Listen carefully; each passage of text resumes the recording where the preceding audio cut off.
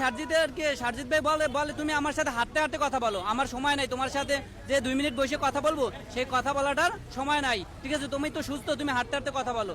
আমি আর কি তার সাথে যদি হাঁটতে হাঁটতে কথা বলতে পারতাম তাহলে তো আমার বিট দিত না। ঠিক আছে, তারপর আমি তার সাথে কথা আর কি বললাম। ঠিক আছে, সে মাত্র 2 জন ক্রিটিক্যাল পেশেন্ট দেখেছে যাদের হাত এবং পা নাই, তাদেরকে দেখে গেছে।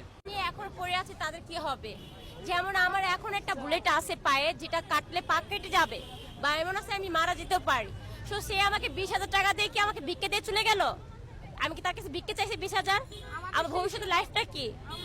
আমার যে ভবিষ্যতে পাটা কেটে যাবে বা এরকম কোনো কিছু, সে একটা সিদ্ধান্ত বা কোনো ভালো মন্দ কথা সে কিছুই বলে নাই। সেই সময়টাকে সে আমাকে দিতে পারে, তা সে আসছে কি ভিক্ষা দিতে? তা সে ভিক্ষা তো রাস্তা বসে আমরা নিতে পারি।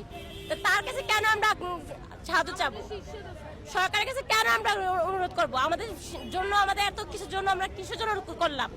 এই দেশের জন্য এত কিছু যে করলাম, সেটা কি ভিক্ষার জন্য?